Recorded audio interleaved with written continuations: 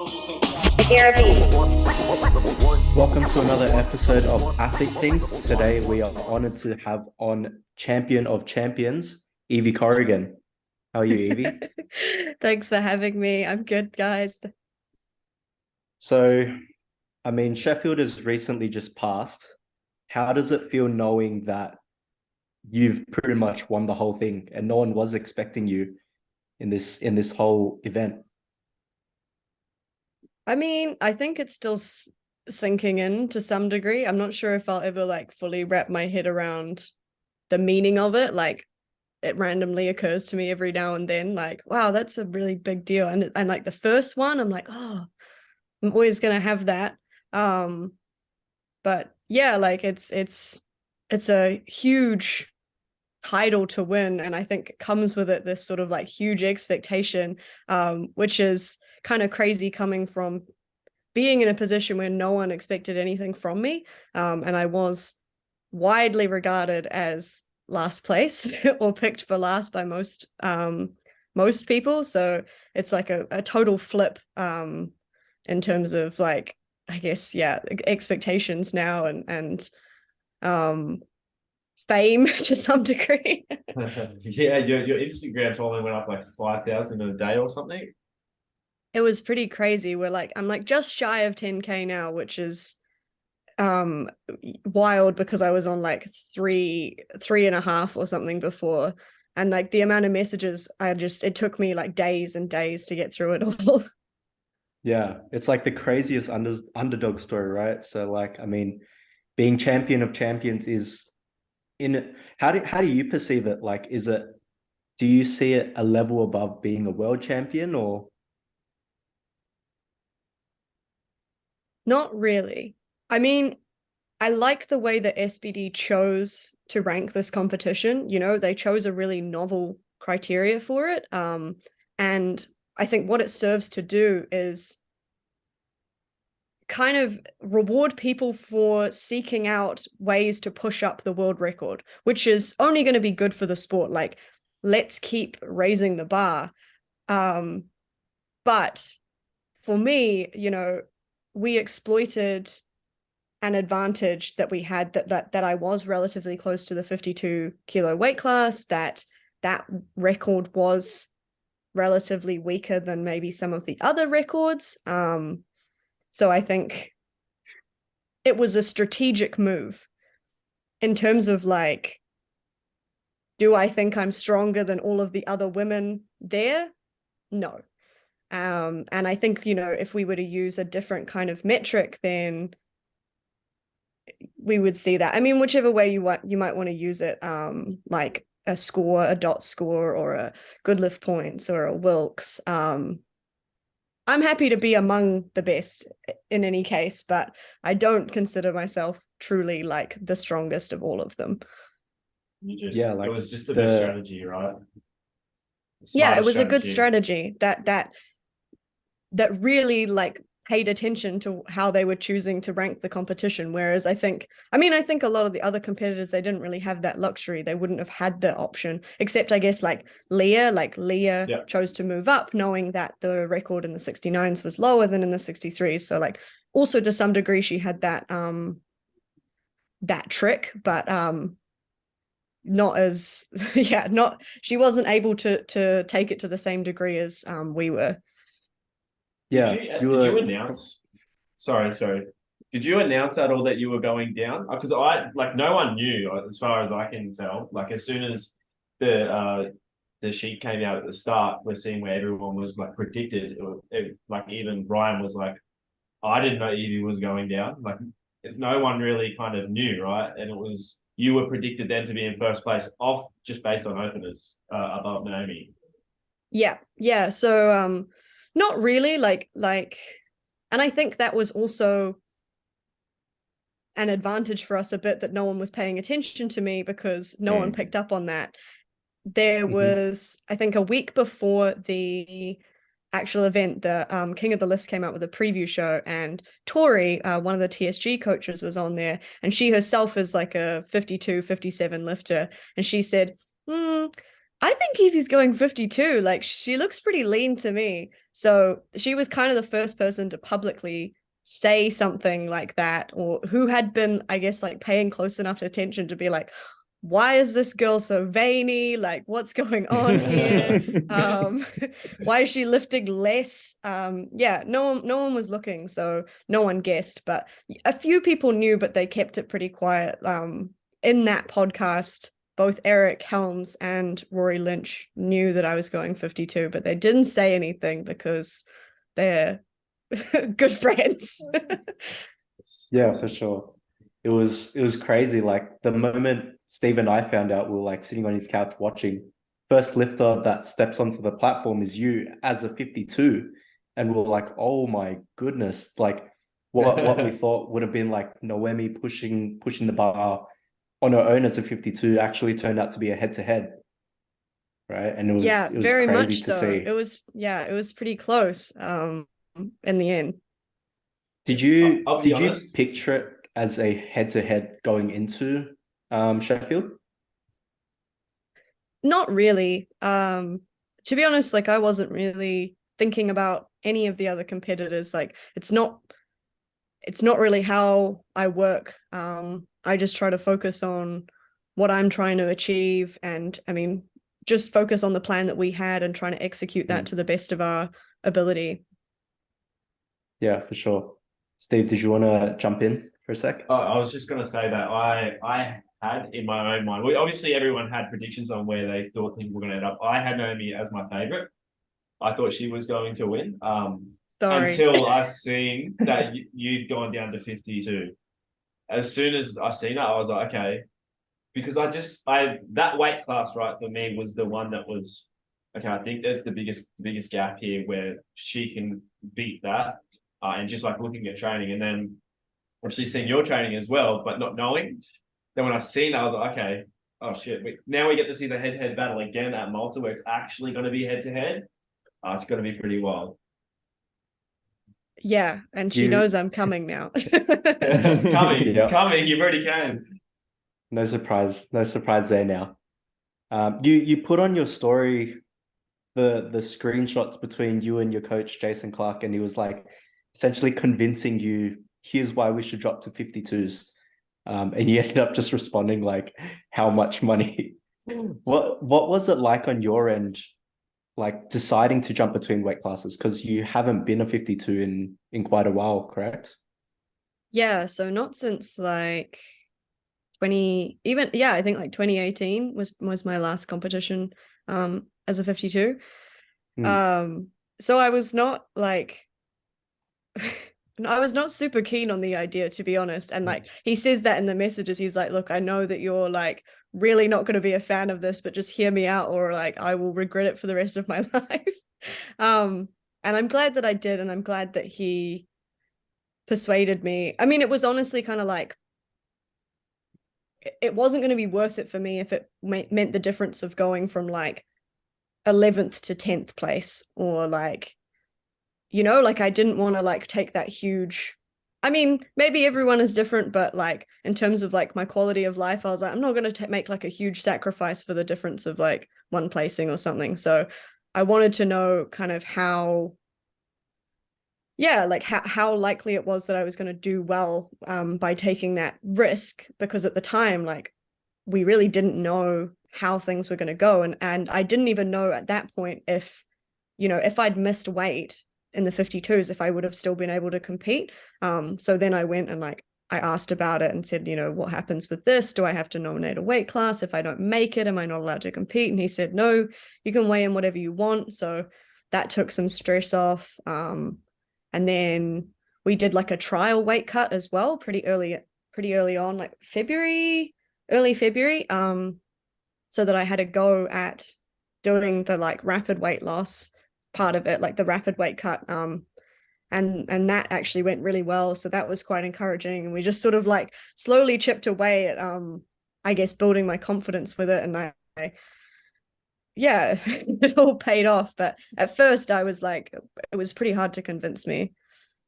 Yeah. At the time, what were you sitting at before he tried to persuade you? So what had happened was that like after our nationals in August last year, he'd said, hey, I think that you should diet down for the rest of this year and then you can eat up into Sheffield. So I'd already dieted down to about 55 and a half.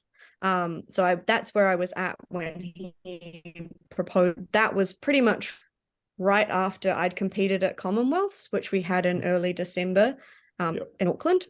And my performance at that competition was what was kind of speaking about it, because I'd lost, 3 or 4 kilos already at that point, and only lost like 8 kilos or something off of my total in amongst like a very stressful prep, because I was helping to organize the comp and I had my own athletes to coach and like I was injured and like all of these factors, and like this comp still went really well. He was like, oh, there might be something in this. Yeah, like that was, well, I remember Commonwealth specifically, like that was a very stressful time for you as well. Like you pretty much had every single hat related to powerlifting, right? And so how did you perform from Auckland Nats to Commonwealths? I was down, so like Nats was my best performances of 57, and I think that was like, I'm so bad at remembering numbers. I got it here. Hold on. I got 476. 476, yeah. Yeah. So that I totaled 476 at our nationals, and then a couple of months later at 55-ish, I totaled 468. Yeah. Yeah. And then through to Sheffield, lost 8 kilos again off of that total at like 55 kilos, which I thought was not bad. Not bad. Ends up winning the whole thing. How does it feel hitting those numbers? Like obviously they're not the same numbers that you've hit in the past. Do you see it sort of like a hit or anything? How does it kind of go in your head? It's such a weird like thing to wrap your head around, like losing weight, and like it's a PB at that body weight, but it's not an all-time PB, and they're all numbers that you've hit before. So I think like the pro is that you don't get as nervous because you're like, oh yeah, like I've done this before. And that's like, that's helpful for me because I'm like quite a nervous lifter, particularly when it comes to squats. But then at the same time, it's sort of like frustrating to not be lifting as much as you have in the past. And like, how do you deal with that kind of thing that like you're in a sport that's all about getting stronger and you're not getting stronger, you're getting weaker in absolute terms. That was one of the things that kind of like put me off going down, is like I was like, that's not really what my values are in the sport. Like I want to be in it to get stronger, not to just be more competitive. Yeah, for sure. I want to flip in really there just quick, just because you said like you're really nervous lifter, but just from watching on the stream like at Sheffield, it looked like you were having like so much fun. Like I think you did have this kind of nice, calm, confident energy every time you walked up to the platform. And like, was that because you had so much confidence in the game plan and you almost knew that you'd won after like your first 2 squats when these other people started missing? Or was it more that just you were like enjoying the whole day as a whole? Yeah, more so the latter. I mean, I was trying really hard not to pay attention to the rankings at all. So when we started, I didn't know that I was ranked first. I kind of only knew at like second deadlift, and that's when I started to get a bit more nervous because I was like, oh wow, there's like really a lot on the line here. But yeah, like that sort of, I guess, like attitude or like mindset on comp day has been something that's like come more so in like the last 3 comps. Like I used to kind of like try to hide my nerves by hyping myself up, but I think it ended up doing the opposite. Like it didn't serve me very well, and like I would just be more nervous. So I'd started trying to just calm myself down and like take deep breaths and just, I guess, like replicate what it's like in the gym and just like banter with people and like chill out and have fun. And going into Sheffield, like one of my main goals was just to soak it up and like enjoy every moment, because I didn't know if I would ever be able to go again. And like, if you're only going to be able to do this once, you have to like enjoy every single part of it. Like, I didn't want to waste time like being nervous or not enjoying it. You can definitely see that, even just like with some of your older videos at Worlds, like you do have that kind of more nervous energy, you know, walking up to a squat, whereas you flip to Sheffield, like you're the first lifter out and you had that bit of a smile on your face. So it's pretty cool to see, and obviously it worked for you because it paid off across the whole day, coming home with a win. Yeah, I think like, I feel like we see so many images of like lifters hyping themselves up, that we kind of think that that's like the only way to be, or like that's the archetype of a powerlifter, is this like like nose talk and like back slaps, but I guess there's other ways, and like perhaps if you're like me and you're like quite anxious, like maybe it'll work for you as well to just take a few deep breaths and like stay in the moment and just enjoy it.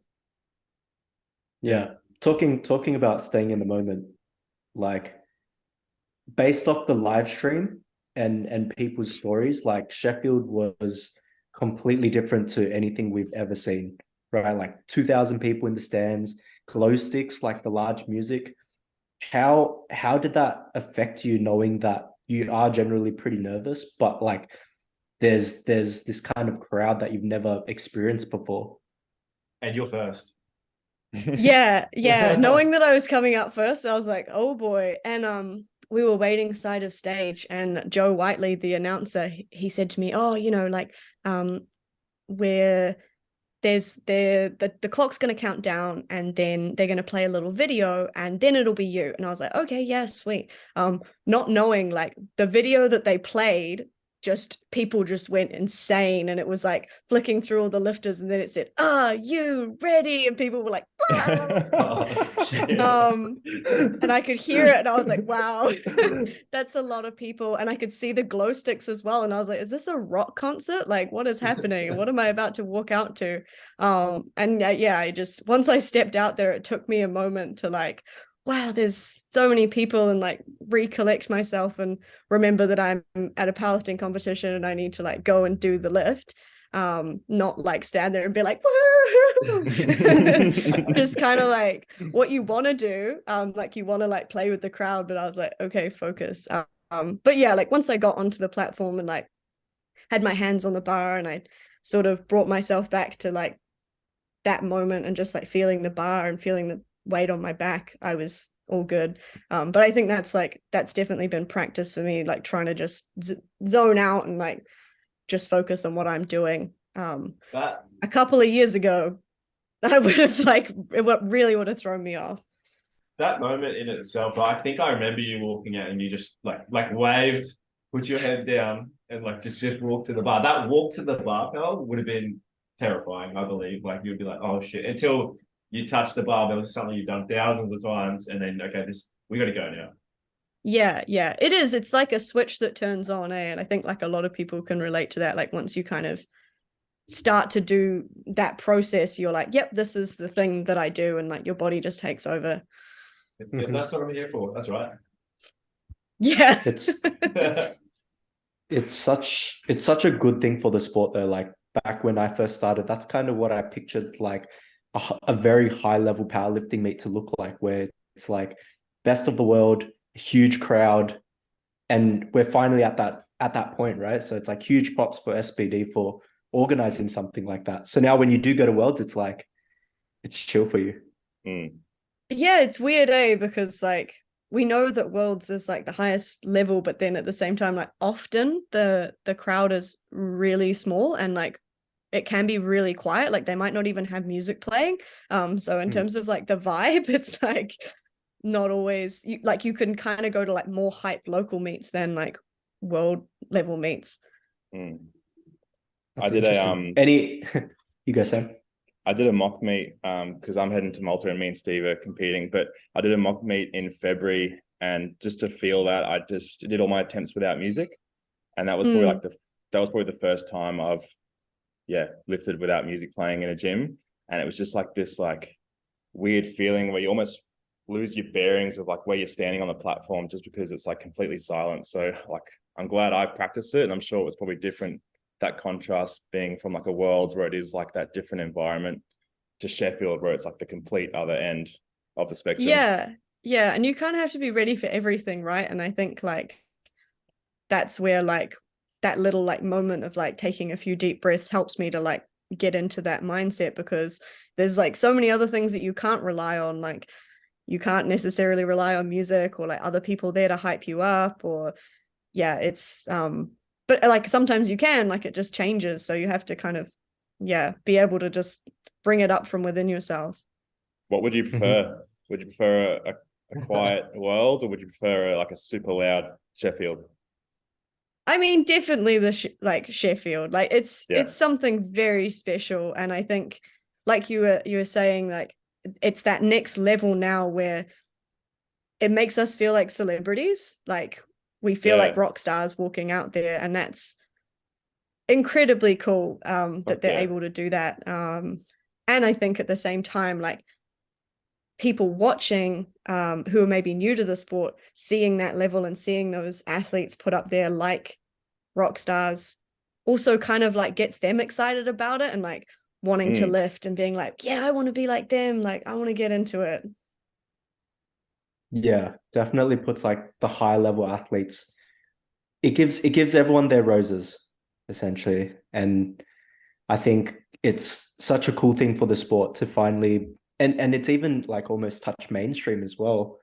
Like I think Jesus's name even popped up on Google search now, which is just crazy for powerlifters. Yeah, crazy. The transition between Keiko and Gavin was he on ESPN or something? I heard about that. Yeah, I think I the viral transition. Yeah, that's wild. Yeah, I think especially props to the camera crew as well. Like you looked good as well. Like they had the one man that was on the back, and he'd kind of filmed from like the side room coming out to the platform. Like he got a lot of good shots of everyone.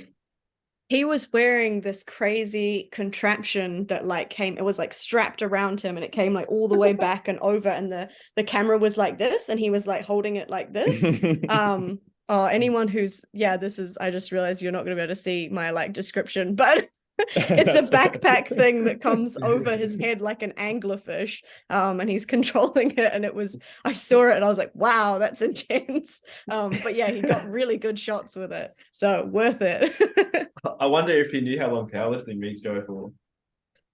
They're all I think they all work for SBD like most of the time, but he was not a super big dude, so it probably was like decently heavy and like taxing, but I imagine he was like hype enough that he could like keep going with it.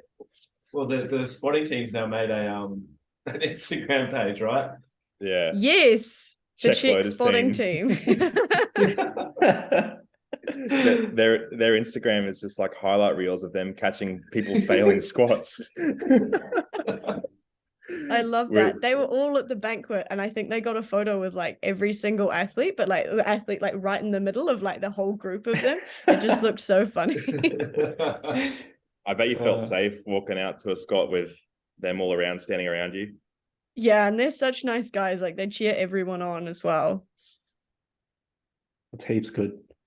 I wanna touch upon then, like, I mean, this is, I guess, where we all consider the pinnacle of drug tested powerlifting, right? Where it's exactly how we envisioned it back when we started. But I want to bring you back when you started yourself, and you've gone through this huge transformation, going through your post. Like you said, you were almost this person who almost hated sports as a teenager. So what sort of transition did you go through to get to this point?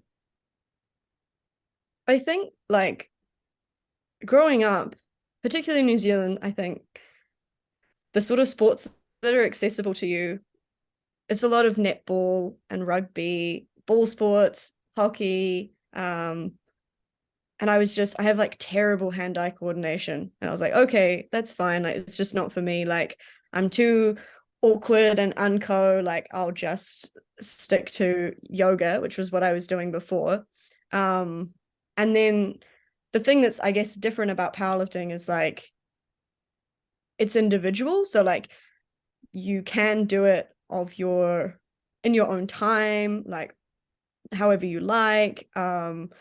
And you're sort of tracking your own progress. And I think that was the thing that really like drew me to it once I started, that like being able to see myself get better, and like it was very much like a personal growth thing. Like I just loved that week to week being able to put a little bit more on the bar. Yeah, it's a very special thing with powerlifting now that you mention it. Like not a lot of sports you're able to distinctly track how you're making progress, right? Because powerlifting's all about the numbers. And so you can tell whether you're getting better or you're getting more fatigued or weaker. Yeah. And I think like I was really like sucked in by the instant gratification of it, of like, yeah, I've like done more each week. And then obviously like you encounter the problem of like being an intermediate, and that stops, and like but that came later. Yeah, that's the other part too, where it's actually hyper individual. It's not just, we have individual sports where it's like we've got, you know, fighting or something like that, or tennis or something, but we have us versus an object, which is completely different. You can do it in your own time whenever you want, and there is those markable like progress markers that we have. Kind of, I guess, like the only other sports I like that, something like bowling or darts or something where you can go and practice by yourself. But like this is powerlifting, and it's more, I'm not going to say they're not athletic, but it's more athletic in the way that we can do it, and more recognizes, I suppose, our sport. Yeah, and I guess that like sort of touches on another thing that really drew me to it, which was this feeling of like power, which I guess like is in the name, but being able to lift heavy weights made me feel powerful in a physical sense, but then also like gave me confidence and like made me feel like I could be powerful in other ways as well, which was really novel for me as like a young woman, like when I first started, because I was quite shy and I'd been small my whole life, and like it really like built me up in ways that I kind of didn't realize it would. Yeah. And when did you start exactly again? If I don't remember, it was like late teens. I just turned 20. It was like pretty much my 20th birthday when I started. So that was like 2016. Yeah, that's crazy. Like it goes to show like you can start powerlifting whenever.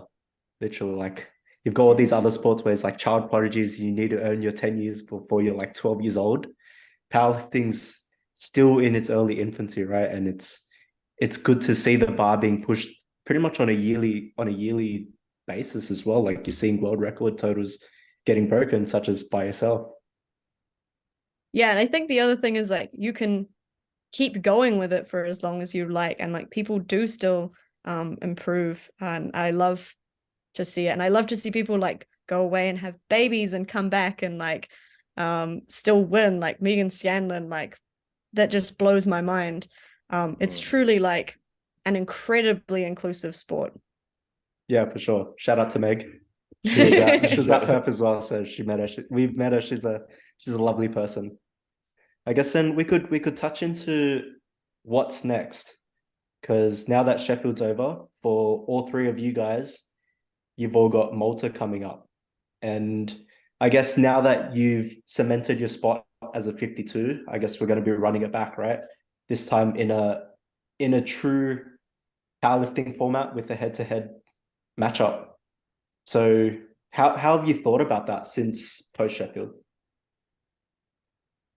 I think like this is kind of a new challenge for me mentally. Like it's one thing to come into something where there's like no expectations on you, no one's like putting any pressure on you. You're just there trying to like do your best and beat your, get the total that you want. I shouldn't say beat your total, because obviously like it went down for me, but like trying to beat the numbers I'd done in the gym. Whereas this time it's like, I mean, I saw the nominations and I was nominated first, and I was like, okay, well, that's like something to defend. I think like the challenge for me will be just trying to keep the same mindset going in, that like you just do the best that you can, you make the attempts that are there, you build your total, and whatever comes out of it, that's what happens. All I can do is the best that I can do. Do you feel the difference being such an underdog at Sheffield, and now you're not really defending the title because you aren't the world champion yet, but you won on the biggest stage that we've ever seen. So now it's a different story for you, I suppose. But it's like it's different to everyone else's as well, because no one's done what you've done either. Yeah, it is. There'll be lots of like talk about the battle and like the rematch, and Noemi is like so scrappy and like she's such a fighter, so I think that like I have to it's going to be it's the challenge is just going to be me to try to focus on myself and not get too intimidated by that, and make mistakes. I think if you can just walk out smiling and laughing again like you did at Sheffield and wave to everyone, I think that might get in her head a little bit. to the crowd of like 20 to 30 this time. Yeah, like just all your teammates, like. It's also amazing to see two New Zealanders, you and Carlina. Like everyone's always thought of Brett Gibbs when we think of New Zealand powerlifting, and now we're looking at you and Carlina. It's really good to see as well. Yeah, that was super cool. And for Malta as well, I think for like the first time ever have a full women's team, which is amazing. And like they're all, I mean, don't sleep on New Zealand because they're all super strong. And we don't have a full men's team. It's so bizarre. Like women's powerlifting is just really like taking off at the moment. Yeah, it's crazy. On that note as well, like I want to bring it back to comms where you organized. Like you put a lot into powerlifting, right? At the same time, looking at how you and John, like even John came to support you at Sheffield. How have you guys kind of balanced having powerlifting being arguably like the most important thing in your life at the moment while still having a life? That's like a good question, because I'm in particular like have a finger in every pie, and sometimes to my own detriment. Like at comms, like I knew that was going to be a struggle because I'd just really like overcommitted. John, I think, is better at balance than I am. Like he's been a coach now for a very long time. He's been in powerlifting like 20 years. So he kind of has learnt that you have to hold something back, because like particularly with competitions, like as we know, it's so draining. Like when you're there from like the early AM session all the way through the night, like every single day for like however many days, like you just get really burnt out. So I think you have to learn that balance. I probably haven't learned it yet, to be honest, but John likes to book like staycations, and we'll go away and stay in a hotel for a couple of nights, just like in Auckland. Like we don't even have to travel anywhere, and just like unplug and have fun and like eat food and sit in the spa pool and just like we still talk about powerlifting, but don't do other powerlifting related things. Yeah, that sounds nice. Like even for us coaches, it's like if you end up having to handle someone on the weekend and you don't have a weekend as well, like you start to feel it, right? You don't have a weekend and it starts to drain on you. Yeah, I mean, it just becomes a job that has like no boundaries as well. Like there's sort of no set time limit. Like people will message whenever, and like I think particularly when you're volunteering for things as well, like you just have to slot it in. So you do it at night, like after dinner, or like early in the morning before you go to work, and like on the weekends, and it just becomes like this thing that spreads all the way through. Yeah, I think like, well, for all of us, I could say like powerlifting, even though you love it, is very close. Yeah, like it's very close to being our lives, right? Like we spend so much time and effort into it. and like there's no, I guess, like governing body that says like when we can and can't work, and so it kind of spills into everything. Yeah, But it does. I think in that sense, for us, we give very selflessly, and that pushes the sport forward. Like I think Yeah, I, that's I like a very much appreciate when you did have comms and it was like you literally took on every single hat and you competed on top of that. And you're a world's level athlete. So it goes to show like for us to keep growing this sport, we need to give back because there's nothing else outside of it that's going to be contributing other than us. Yeah, it's really true. Like we're still at a point in this sport where it's young enough that it is just fully kind of off the back of volunteers. And I guess that's like a blessing and a curse in some ways because like often we're relying on the same people, but at the same time, they have such passion for it and such love for it that they really want to just put their time into it for nothing other than, you know, there's no pay, there's no glory. They're just putting their time into it because they want to see it grow, which is incredible, but it would also be great to get paid. Yeah, I love it and I want to see it continue to grow. So I will continue to just put my time in wherever I can. Yeah. I guess we could because these two are competing for their first time in Malta as world's athletes, and you are considered quite elite and seasoned at the world's level now. I wanted to ask for these two, do you have any tips for them as like Australian and NZ athletes who probably have the most travel time for everyone? Do you have any tips for us to kind of buffer the travel?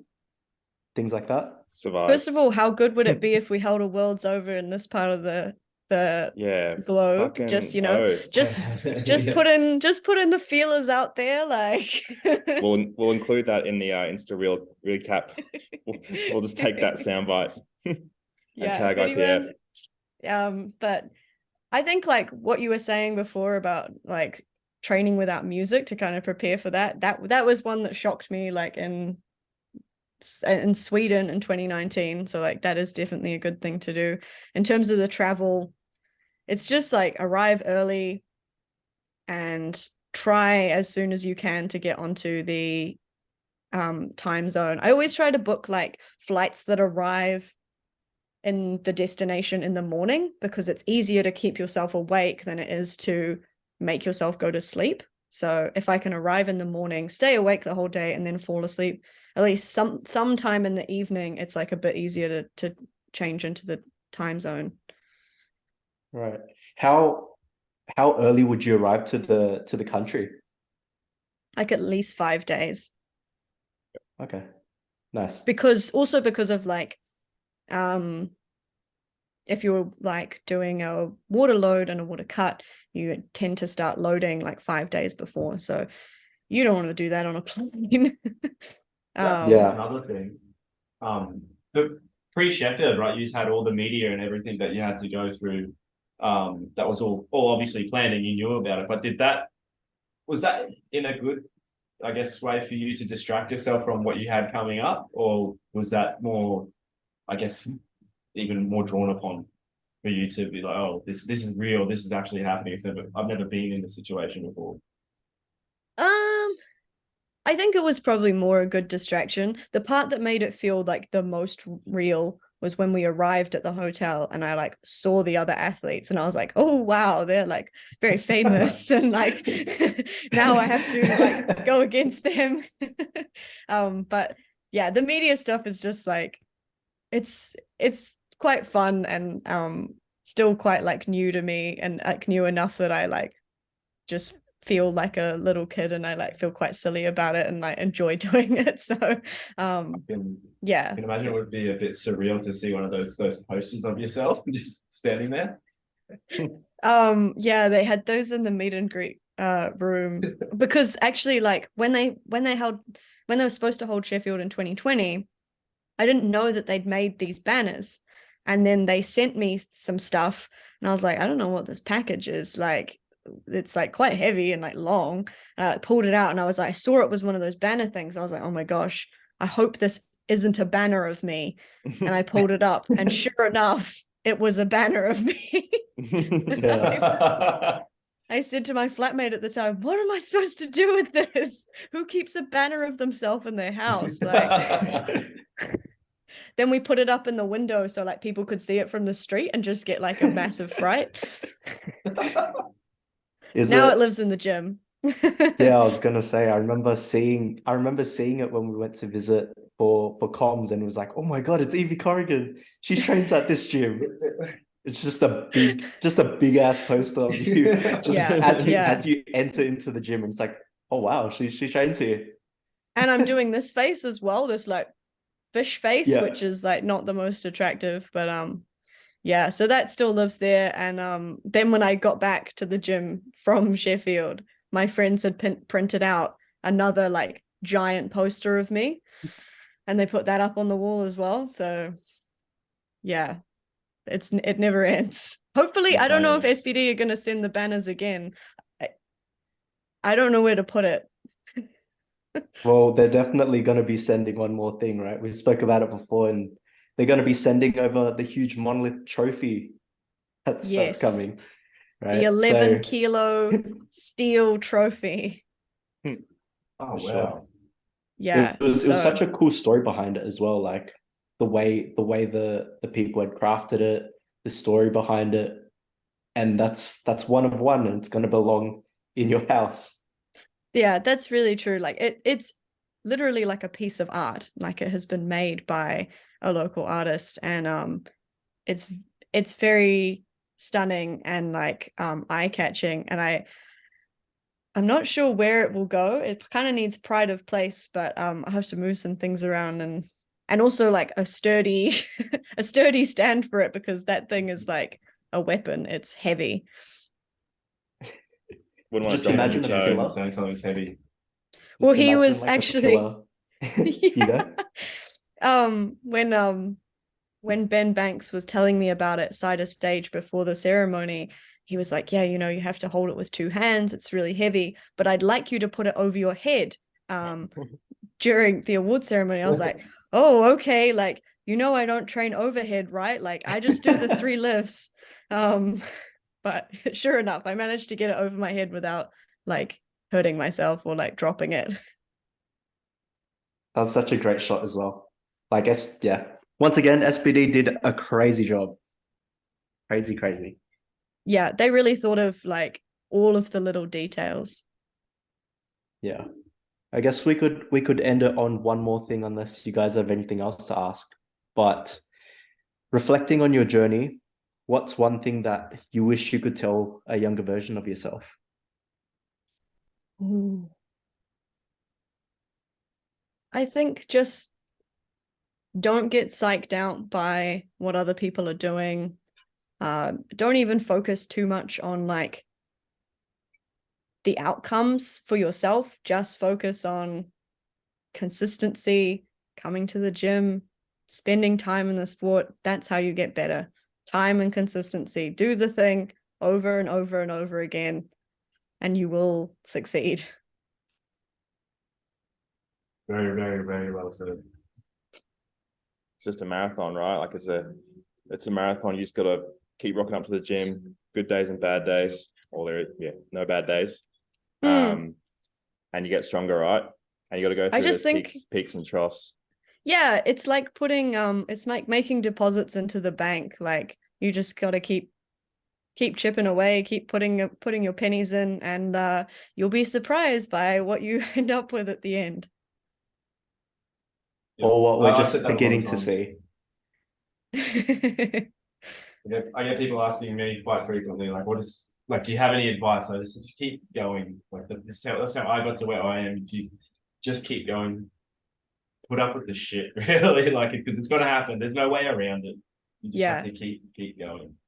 I think people see they see the success, they see the 15 seconds of fame, and like what they don't see is like several years of training that comes beforehand, like years and years and years. So yeah, just keep going. For sure. I guess then if we don't have anything else, we could wrap it up there. But it's been a pleasure having you on, Evie. Congrats again for being the champion of champions, and hopefully we do get to meet you in person at Malta. For sure. Yes, I would love to. Thank you very much. I can't wait to meet you. All the best as well. I'll be there. I'll see you. I'll be the 21st person in the crowd. And you'll be refereeing as well. I was gonna now that I say, yeah. remember. We saw you on Yes. the referee list. Oh, did you? Coach, Yeah. referee, coach, Yeah. lifter, and the number one under 52 seed. Yes, It I will doesn't also stop. be refereeing. Give us some white lights on our deck, squat and bench. Just for you guys. Thanks, Sweet. Evie. Thanks, All Evie. right. Thanks so much, guys.